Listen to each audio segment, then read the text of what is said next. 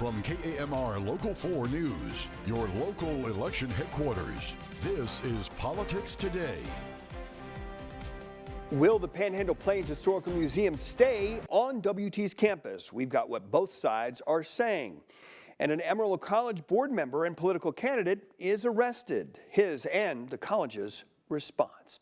Canyon City leaders, state officials, and community members gathered last week to discuss the future of the Panhandle Plains Historical Museum. Politics Today's Blas Guerrero was at that meeting. During the meeting, commissioners heard public comment from residents who voiced strong support for keeping the museum in Canyon and preserving its history. I think today's meeting was really a good thing because I think it brought a lot of issues out into the open. It gave us a chance. There's a lot of misunderstanding about a lot of these things, and I think this gave us a chance to kind of clear the air. Smithy says any long-term solution will require a clear path for possible funding through the legislative process. West Texas A&M University President Dr. Walter Windler said tonight his priority was listening to the community concerns and understanding how strongly residents feel about the museum. What impressed me tonight, to listen to people and their honest and sincere and heartfelt commitment to how important this museum is. We need an action plan, and I feel like we need to move quickly. City leaders discussed several ideas, including exploring the use of hotel occupancy, tax dollars, economic development funds, private donations, and possible state partnerships. That we've helped with in the past has been through our EDC as well. So you know, we've got several avenues there. The City of Canyon, you know, we can't fix all the problems, but we can help be part of the solution and let folks know too. The City of Canyon really wants to make a difference and be part of the solution too. No decisions were made during the meeting, but leaders emphasized that developing a clear path will be key before any funding requests move forward. Now, plans are underway for a future town hall, which will give the public another opportunity to ask questions and share ideas about the museum's future. Details on the meeting are expected to be announced soon. Officials say the discussion highlighted how complex the situation is and emphasized the need for coordination between the city, the university, and the community. The PPHS board sent us a statement saying, quote, the PPHS board noted comments made by President Windler at tonight's Canyon City Commission meeting that differed in some respects from his December 16th letter requesting relocation of the collection. In that letter, he indicated that it was no longer feasible for WT to maintain the facility and asked that PPHS share in certain monthly maintenance and utility costs. We plan to follow up with his office to better understand these statements. In the meantime, WT and PPHS remain parties to the original 1932 agreement, and PPHS will continue to cooperate with WT as we move forward. Before that meeting, Politics Today's Jack Kessler had the opportunity to sit down with Dr. Windler. He said he wants the museum to stay on the campus of WT, but he told Jack there are certain things that need to happen to make it a realistic feasibility. Jack? Andy Marr, if you remember, in mid-December, Dr. Windler and the PPHS Board of Trustees had a meeting, and also on that same day, Dr. Windler delivered a letter to the society to submit a plan by February 1st that will outline the transfer of artifacts from the museum to an appropriate location. Now, Dr. Windler in that letter also said that since the PPHM functions as a storage facility for artifacts, and he is requesting that WT and PPHS split the monthly cost of maintaining the facility and utilities equally beginning February 1st until it is vacated. Now, Mark White, a trustee for the Panhandle Plains Historical Society, says that timeline is not enough time to come up with a plan.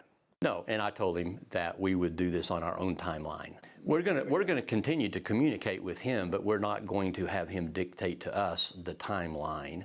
We are going to propose to him the timeline on which we can work to get the artifacts moved. But it's going to take a little time to put that scenario together. So we will communicate with him as he requested, and by February 1st, we'll be talking to him about what we are doing in terms of preparing that, but we don't consider the February 1st deadline to be a hard deadline to actually give him a finished timeline product. Now, Dr. Windler told me today it is a very demanding timeline, but they need to resolve these issues. Is that in February, even if it's a preliminary plan, to share some ideas about next steps for us is very important. I think the dialogue and the communication is critical. And we've been working largely on our own, trying to generate plans and ideas about what we could do to continue to support the museum. And you know, it requires a lot of work. And I think the main thing to do is get started with it. White also talked about Windler's request to splitting the monthly costs of maintaining the facility and utilities equally until the collection is moved out. Our reaction was, I don't know that we were surprised to hear that, but our reaction was pretty negative to that. His reasoning is that it's because the building no longer functions as a museum. It's just a storage facility. But it's a storage facility because he closed the museum. Because the A&M system had not maintained it. And I understand the reaction because we've managed to do this over many, many years to actually absorb the costs of the museum into the university budget. It's not a line item on any budget. We just have to take it out of the general budget. And it's an expense that's very difficult for us to support. Now, at that news conference following that meeting, Dr. Windler stated that he personally believed finding or building a facility on or near Interstate 40 in Amarillo that could house the Society's collection makes sense. But today he told us that he is not in favor of moving the museum to Amarillo. He would like it to stay in Canyon. In fact, he thinks it's perfect on the WT campus. He says to do that, he needs two things. First, a stream of income to make the building safe. And second, a durable stream of income of $100,000 a month for WT to properly manage the building. And the building will probably need to be a new building, or modifications to the building would probably need to shrink the building. That's what I want to talk with PPHS about. How much smaller can we make the building? What do we need to do to the collection to make it appropriate to house it in a smaller facility that doesn't cost as much for us to maintain, to reduce that $100,000 a month? In studio, Jack Hessler, KMR Local 4 News. Mari, Andy, back to you. Jack, thank you for the latest on that meeting and the ongoing discussion. We've got a lot of coverage waiting for you at myhighplains.com. Moving to AC now, the vice chair of Amarillo College's Board of Regents and political candidate John Betancourt has been arrested. Documents show that he was arrested on January 2nd for alleged driving while intoxicated, second offense. Betancourt is a Democratic candidate for State Senate District 31. He also pleaded guilty to driving while intoxicated in 2017 and was sentenced to 6 days in the county jail. Betancourt sent a statement saying, quote, "I'm aware of the situation and cooperated fully with law enforcement. Because this is a pending legal matter, I will not be commenting further at this time." Amarillo College sent a statement saying that they are aware of the charges filed, and I'm quoting here, "The college holds high ethical and professional standards for those who serve on the Board of Regents," also saying they're respecting the legal process and closely monitoring that situation. The Texas American Federation of Teachers is suing the Texas Education Agency for violation of First Amendment rights and irreparable harm. You may remember that shortly after the death of Charlie Kirk, TEA told superintendents to report any inappropriate conduct, which AFT says is open to interpretation to their agency. AFT says about 350 public school teachers and employees are under investigation. That includes one from River Road ISD who's already resigned and another from Texoma ISD. AFT wants a permanent injunction on the policy and a judge to rule that the policy is unconstitutional. The city of Stinnett is seeing more police presence in and around the city. We'll hear why that's a good thing after what happened last year. Welcome back, everyone. Concerns over police staffing in the city of Stinnett first surfaced back in November. Politics Today's Blas Guerrero has more on the changes and what they mean for public safety. The city of Stinnett faced staffing challenges inside its police department after multiple resignations late last year. Since then, the city council promoted interim chief of police Tanner Edwards to chief of police with the task of rebuilding the department. The city council on December 8th named our interim chief of police, the actual chief of police, Tanner Edwards, and he has worked diligently on getting us staffed.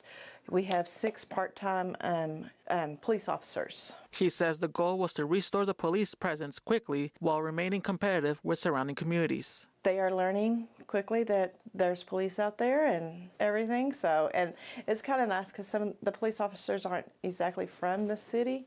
So it helps out to where it just helps out to have their presence and stuff. Chief Tanner Edwards says many of the officers hired were already working in the region, making the transition smoother and limiting the need for training. It's hard to find extra work for law enforcement officers, off-duty gigs as we call it. Officers are always looking to make extra money because obviously, we don't make a whole lot as it is.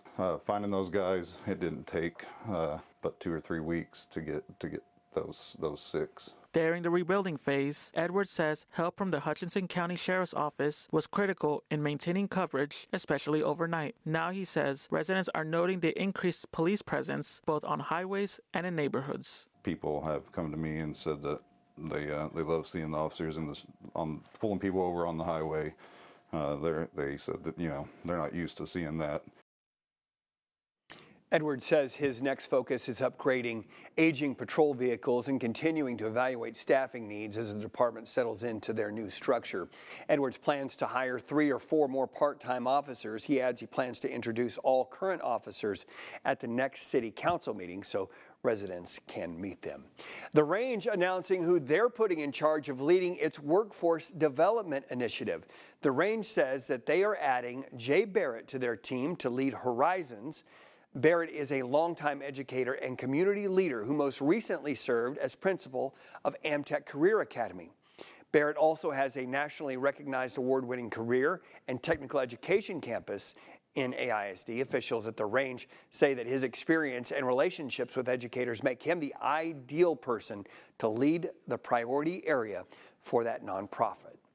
It will be one of the closest watched political races here in the Lone Star State, and you can watch Texas State Representative James Tallarico and Congresswoman Jasmine Crockett debate. That's going to be January 24th at 2. We'll be streaming it over on our website. The two will be questioned on a number of issues, including immigration, crime, and taxes. School choice. The law is in place. The program function set. If you still have questions about how it works and how to sign up, we'll break down those answers after the break.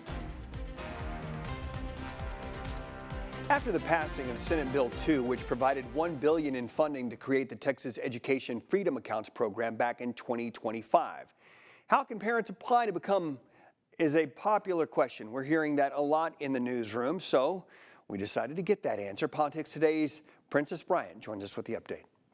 The Texas Education Freedom Accounts began to accept applications for schools to be part of the program back in early December. We just opened enrollment for schools and providers that want to be a part of the program to sign up, and we have hundreds that have already been enlisted in that, and that'll continue to grow. Literally, that was within this first week, so we're excited. Now that schools have applied, the program is getting ready to open up their applications for parents. The key date, it will be February 4th, which when enrollment will open. And probably the best thing to do is we have a new website, educationfreedom.texas.gov, that has tabs both for the providers as well as the families, with all kinds of information that are on there and the ability to sign up. Hancock says this program is a way for the parents to choose the education for their child based on their desires and not just the zip code. This just empowers parents to, number one, get even more involved in their child's education. And as we know, every child's a little bit different. He explains there will also be some priorities for applicants. And once they enlist with that school, then that school will notify them of the acceptance in the school. So they will sign up for the program, and the program list on the website, the breakdown and the priorities, those with special needs, those with low income. And so there is a prioritization that was lined out by the legislature. In Amarillo, Princess Bryant, KMR Local 4 News. Princess, thank you. Here are a couple of the major details. We'll look at a few of the things parents will need as they apply for that program on February 4th. All applicants will need social security numbers for the child and parent, along with a Form 1040 or 2024 or 2025. Texas driver's license number or state ID number will also be needed. Heads up, applications will be closing on March 17th. For more details on how you can apply, the story continues at myhighplains.com. Some big changes are proposed for one of our local parks. Details on the consulting firm who is making the suggestions, what was proposed, and who could we see that park transform over the next few years. What's set to happen? All that more next.